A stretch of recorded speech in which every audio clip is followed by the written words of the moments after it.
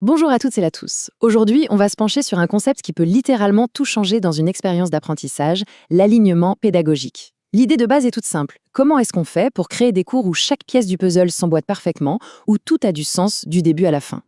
Pour entrer directement dans le vif du sujet, on va commencer par une image assez parlante, ce que l'on pourrait appeler le problème du parachute. C'est une situation un peu absurde, mais qui illustre une sensation que beaucoup ont sans doute déjà vécue durant leur scolarité, même sans avoir à sauter dans l'avion, heureusement.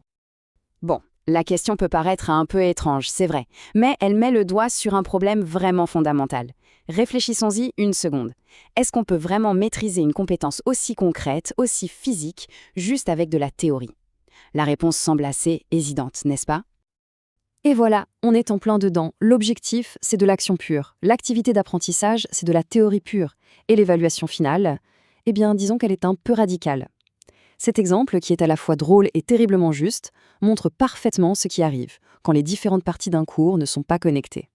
C'est exactement ça, un désalignement. Ok, donc on a vu le problème. Mais alors, c'est quoi la solution?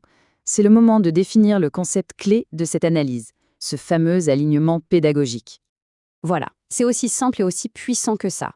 En fait, l'alignement pédagogique, c'est juste s'assurer que les trois grands piliers d'un cours, les objectifs, ce qu'on fait pour les atteindre et comment on vérifie qu'ils sont atteints, racontent tous la même histoire. C'est vraiment la clé de voûte pour qu'un apprentissage soit efficace.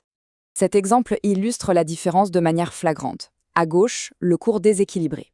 L'objectif, c'est de développer l'esprit critique. Super. Mais l'activité, c'est juste un cours magistral où l'on écoute passivement. Du coup, l'examen final, qui demande une analyse complexe, tombe un peu comme un cheveu sur la soupe. À droite, par contre, tout est logique. Les activités comme les débats ou les études de cas entraînent directement à la compétence qui sera évaluée. Ça coule de source. D'accord, on a bien compris l'idée. Mais concrètement, pourquoi est-ce que ça compte autant? Quels sont les bénéfices réels pour toutes les personnes impliquées dans l'aventure de l'apprentissage? Du côté des étudiants, les bénéfices sont énormes. Quand on sait où on va et pourquoi, tout devient plus clair. Ça booste la motivation, ça encourage à participer et au final, l'apprentissage est beaucoup plus profond, il a plus de sens. Et pour les enseignants, c'est un vrai plus aussi. Ça permet de créer des situations d'enseignement plus vivantes, plus interactives et de rendre les évaluations beaucoup plus justes et transparentes. Bref, c'est un cercle vertueux. Alors, on a vu le pourquoi, c'est bien. Maintenant, la grande question, le comment. Comment fait-on concrètement pour mettre en place cet alignement? Heureusement, il existe une méthode assez simple et très efficace pour y arriver. Voici la feuille de route. Tout, absolument tout, commence avec les objectifs.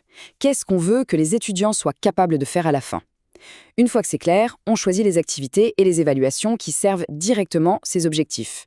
Et puis, il y a l'étape 4, qui est cruciale, il faut communiquer cette cohérence. Un bon syllabus, c'est plus qu'un programme, c'est un véritable contrat de confiance. Allez, pour bien boucler la boucle, revenons à cette idée d'équilibre et de cohérence. On va prendre un tout dernier exemple concret pour que l'image soit parfaitement claire. Imaginons un objectif assez ambitieux. On ne parle pas ici de simplement mémoriser des faits, mais bien de développer une compétence complexe, la capacité à avoir une réflexion profonde et critique. Eh bien, c'est logique. Si l'objectif est de rendre les gens actifs dans leur réflexion, la méthode d'enseignement ne peut pas être passive. Un cours magistral, utilisé seul, ne permettra jamais d'atteindre ce but. C'est là qu'est le cœur du problème de désalignement. Et voilà la solution. Pour développer la réflexion critique, il faut des activités qui forcent à la pratiquer, des projets de groupe, des recherches personnelles, des débats animés. Là, l'activité et l'objectif sont enfin en parfaite harmonie. C'est ça, un cours bien aligné. Cette phrase résume tout à la perfection. Avec l'alignement, on ne se contente plus d'empiler des briques, un objectif, une activité, un examen. On construit un véritable parcours, un cheminement où chaque étape a du sens et prépare logiquement à la suivante. Et tout ça nous amène à une dernière question à se poser, que l'on soit du côté de l'enseignement ou de l'apprentissage. Est-ce que cette expérience, ce cours, est en équilibre?